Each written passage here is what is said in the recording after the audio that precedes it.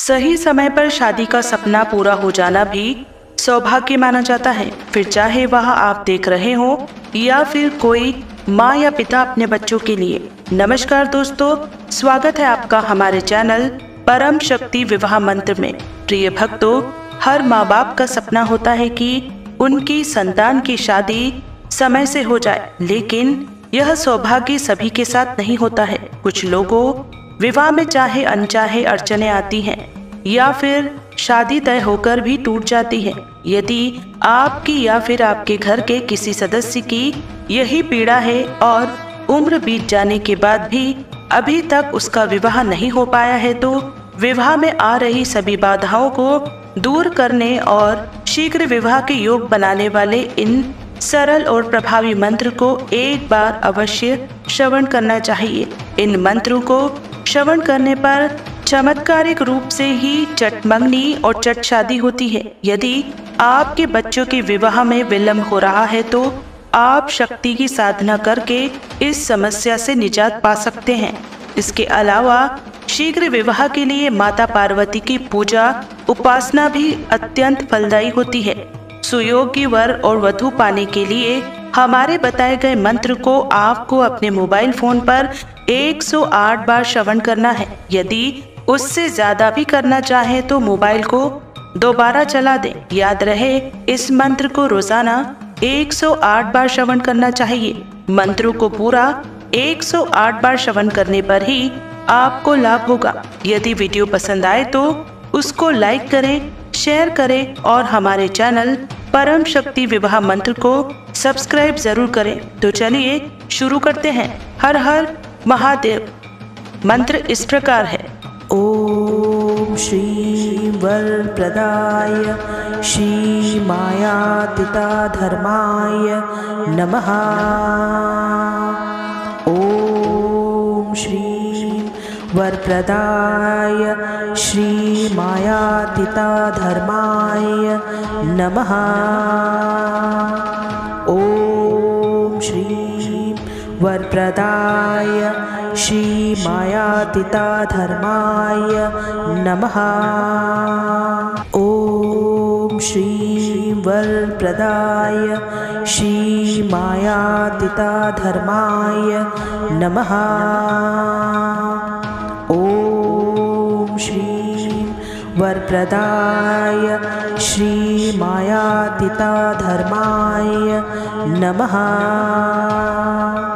ओम श्री वरप्रदाय श्री मायातीता धर्माय नमः। ओम श्री वरप्रदाय श्री मायातीता धर्माय नमः। ओम श्री वरप्रदाय श्री मायातीता धर्माय नमः। ओम श्री वरप्रदाय श्री मायातीता धर्माय नमः। ओम श्री वरप्रदाय श्री मायातीता धर्माय नमः। ओम श्री वरप्रदाय श्री मायातीता धर्माय नमः। ओम श्री वरप्रदाय श्री मायातीता धर्माय नमः। ओम श्री वरप्रदाय श्री मायातीता धर्माय नमः। ओम श्री वरप्रदाय श्री मायातीता धर्माय नमः। ओम श्री वरप्रदाय श्री मायातीता धर्माय नमः। ओम श्री वरप्रदाय श्री मायातीता धर्माय नमः। ओम श्री वरप्रदाय श्रीमायातीताधर्माय नमः। ॐ श्रीं वरप्रदाय श्रीमायातीताधर्माय नमः।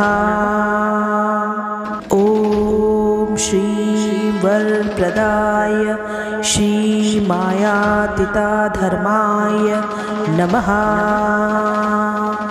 ॐ श्रीं वरप्रदाय श्रीमायातीताधर्माय नमः।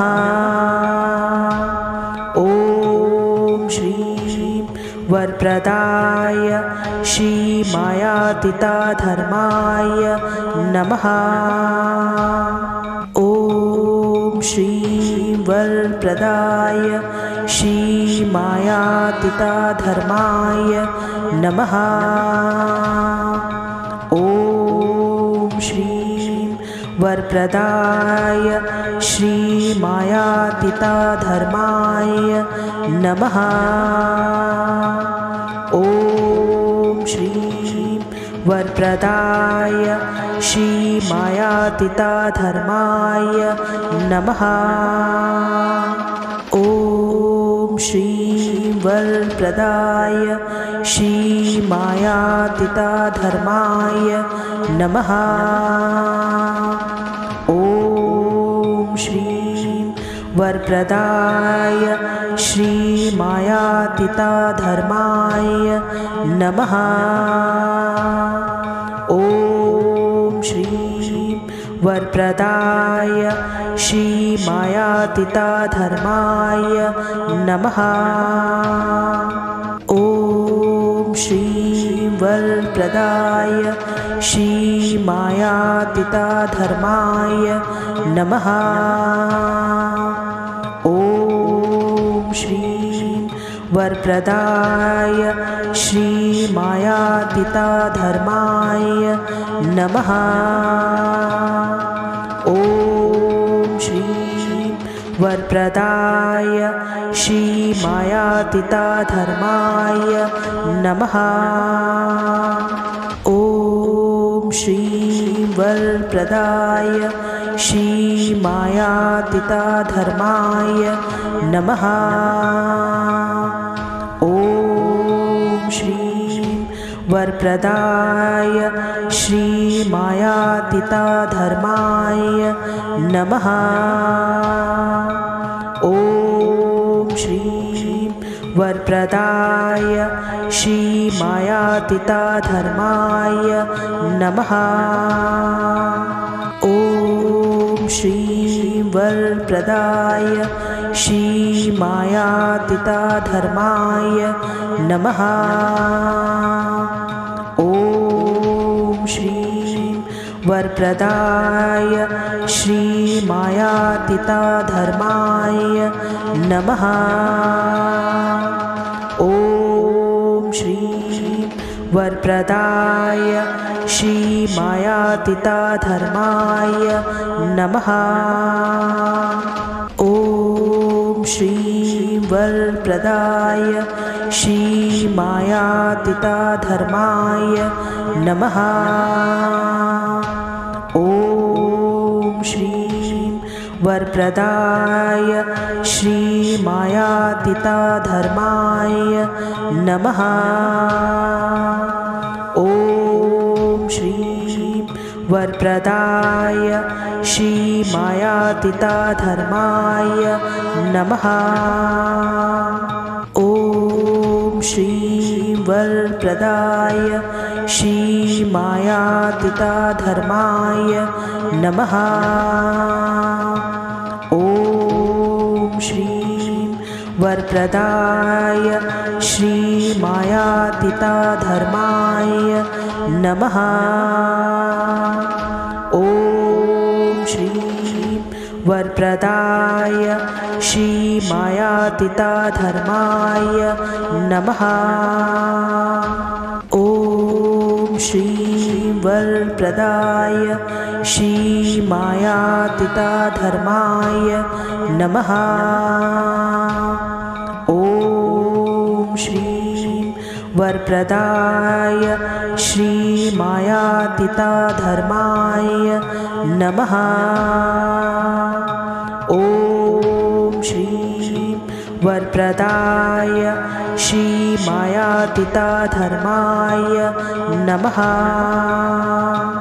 ॐ श्रीं वरप्रदाय श्रीमायातीताधर्माय नमः। ॐ श्रीं वरप्रदाय श्रीमायातीताधर्माय नमः। ॐ श्रीं वरप्रदाय श्रीमायातीताधर्माय नमः। ॐ श्रीं वरप्रदाय श्रीमायातीताधर्माय नमः। ॐ श्रीं वरप्रदाय श्रीमायातीताधर्माय नमः। ॐ श्रीं वरप्रदाय श्रीमायातीताधर्माय नमः। ॐ श्रीं वरप्रदाय श्रीमायातीताधर्माय नमः। ॐ श्रीं वरप्रदाय श्रीमायातीताधर्माय नमः। ॐ श्रीं वरप्रदाय श्रीमायातीताधर्माय नमः। ॐ श्रीं वरप्रदाय श्रीमायातीताधर्माय नमः। ॐ श्रीं वरप्रदाय श्रीमायातीताधर्माय नमः। ॐ श्रीं वरप्रदाय श्रीमायातीताधर्माय नमः। ॐ श्रीं वरप्रदाय श्रीमायातीताधर्माय नमः। ॐ श्रीं वरप्रदाय श्रीमायातीताधर्माय नमः। ॐ श्रीं वरप्रदाय श्रीमायातीताधर्माय नमः। ॐ श्रीं वरप्रदाय श्रीमायातीताधर्माय नमः। ॐ श्रीं वरप्रदाय श्रीमायातीताधर्माय नमः। ॐ श्रीं वरप्रदाय श्रीमायातीताधर्माय नमः। ॐ श्रीं वरप्रदाय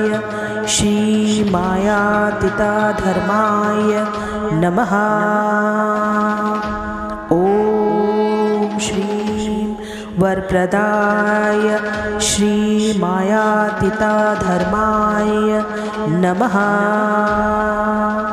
ॐ श्रीं वरप्रदाय श्रीमायातीताधर्माय नमः। ॐ श्रीं वरप्रदाय श्रीमायातीताधर्माय नमः। ॐ श्रीं वरप्रदाय श्रीमायातीताधर्माय नमः। ॐ श्रीं वरप्रदाय श्रीमायातीताधर्माय नमः। ॐ श्रीं वरप्रदाय श्रीमायातीताधर्माय नमः। ॐ श्रीं वरप्रदाय श्रीमायातीताधर्माय नमः। ॐ श्रीं वरप्रदाय श्रीमायातीताधर्माय नमः। ॐ श्रीं वरप्रदाय श्रीमायातीताधर्माय नमः। ॐ श्रीं वरप्रदाय श्रीमायातीताधर्माय नमः। ॐ श्रीं वरप्रदाय श्रीमायातीताधर्माय नमः। ॐ श्रीं वरप्रदाय श्रीमायातीताधर्माय नमः। ॐ श्रीं वरप्रदाय श्रीमायातीताधर्माय नमः। ॐ श्रीं वरप्रदाय श्रीमायातीताधर्माय नमः। ॐ श्रीं वरप्रदाय श्रीमायातीताधर्माय नमः। ॐ श्रीं वरप्रदाय श्रीमायातीताधर्माय नमः। ॐ श्रीं वरप्रदाय श्रीमायातीताधर्माय नमः। ॐ श्रीं वरप्रदाय श्रीमायातीताधर्माय नमः। ॐ श्रीं वरप्रदाय श्रीमायातीताधर्माय नमः। ॐ श्रीं वरप्रदाय श्रीमायातीताधर्माय नमः। ॐ श्रीं वरप्रदाय श्रीमायातीताधर्माय नमः। ॐ श्रीं वरप्रदाय श्रीमायातीताधर्माय नमः। ॐ श्रीं वरप्रदाय श्रीमायातीताधर्माय नमः। ॐ श्रीं वरप्रदाय श्रीमायातीताधर्माय नमः। ॐ श्रीं वरप्रदाय श्रीमायातीताधर्माय नमः। ॐ श्रीं वरप्रदाय श्रीमायातीताधर्माय नमः। ॐ श्रीं वरप्रदाय श्रीमायातीताधर्माय नमः। ॐ श्रीं वरप्रदाय श्रीमायातीताधर्माय नमः। ॐ श्रीं वरप्रदाय श्रीमायातीताधर्माय नमः। ॐ श्रीं वरप्रदाय श्रीमायातीताधर्माय नमः। ॐ श्रीं वरप्रदाय श्रीमायातीताधर्माय नमः। ॐ श्रीं वरप्रदाय श्रीमायातीताधर्माय नमः। ॐ श्रीं वरप्रदाय श्रीमायातीताधर्माय नमः। ॐ श्रीं वरप्रदाय श्रीमायातीताधर्माय नमः। ॐ श्रीं वरप्रदाय श्रीमायातीताधर्माय नमः। ॐ श्रीं वरप्रदाय श्रीमायातीताधर्माय नमः। ॐ श्रीं वरप्रदाय श्रीमायातीताधर्माय नमः। ॐ श्रीं वरप्रदाय श्रीमायातीताधर्माय नमः। ॐ श्रीं वरप्रदाय श्रीमायातीताधर्माय नमः।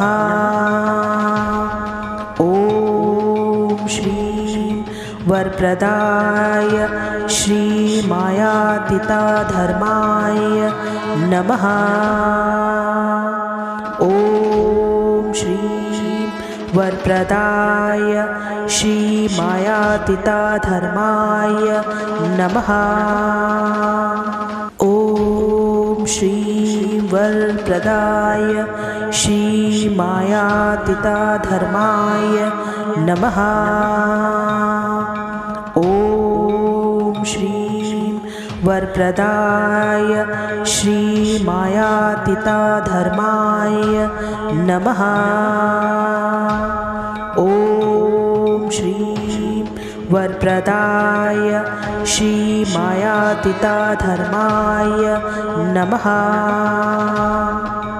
ॐ श्रीं वरप्रदाय श्रीमायातीताधर्माय नमः। ॐ श्रीं वरप्रदाय श्रीमायातीताधर्माय नमः। ॐ श्रीं वरप्रदाय श्रीमायातीताधर्माय नमः।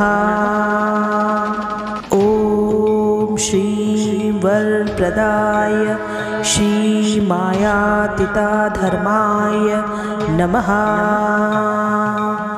ॐ श्रीं वरप्रदाय श्रीमायातीताधर्माय नमः। ॐ श्रीं वरप्रदाय श्रीमायातीताधर्माय नमः।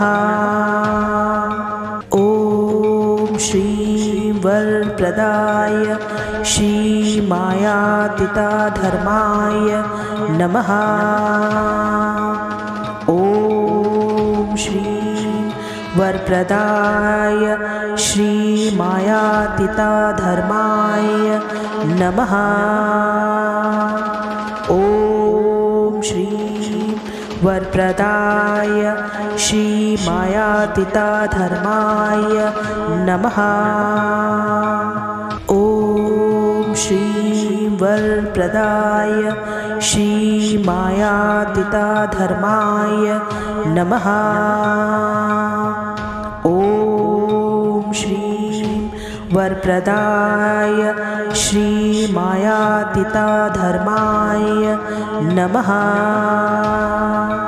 ॐ श्रीं वरप्रदाय श्रीमायातीताधर्माय नमः। ॐ श्रीं वरप्रदाय श्रीमायातीताधर्माय नमः। ॐ श्रीं वरप्रदाय श्रीमायातीताधर्माय नमः। ॐ श्रीं वरप्रदाय श्रीमायातीताधर्माय नमः। ॐ श्रीं वरप्रदाय श्रीमायातीताधर्माय नमः। ॐ श्रीं वरप्रदाय श्रीमायातीताधर्माय नमः। ॐ श्रीं वरप्रदाय श्रीमायातीताधर्माय नमः। ॐ श्रीं वरप्रदाय श्रीमायातीताधर्माय नमः। ॐ श्रीं वरप्रदाय श्रीमायातीताधर्माय नमः। ॐ श्रीं वरप्रदाय श्रीमायातीताधर्माय नमः। ॐ श्रीं वरप्रदाय श्रीमायातीताधर्माय नमः। ॐ श्रीं वरप्रदाय श्रीमायातीताधर्माय नमः। ॐ श्रीं वरप्रदाय श्रीमायातीताधर्माय नमः। ॐ श्रीं वरप्रदाय श्रीमायातीताधर्माय नमः। ॐ श्रीं वरप्रदाय श्रीमायातीताधर्माय नमः। ॐ श्रीं वरप्रदाय श्रीमायातीताधर्माय नमः। ॐ श्रीं वरप्रदाय श्रीमायातीताधर्माय नमः। ॐ श्रीं वरप्रदाय श्रीमायातीताधर्माय नमः। ॐ श्रीं वरप्रदाय श्रीमायातीताधर्माय नमः। ॐ श्रीं वरप्रदाय श्रीमायातीताधर्माय नमः। ॐ श्रीं वरप्रदाय श्रीमायातीताधर्माय नमः। ॐ श्रीं वरप्रदाय श्रीमायातीताधर्माय नमः।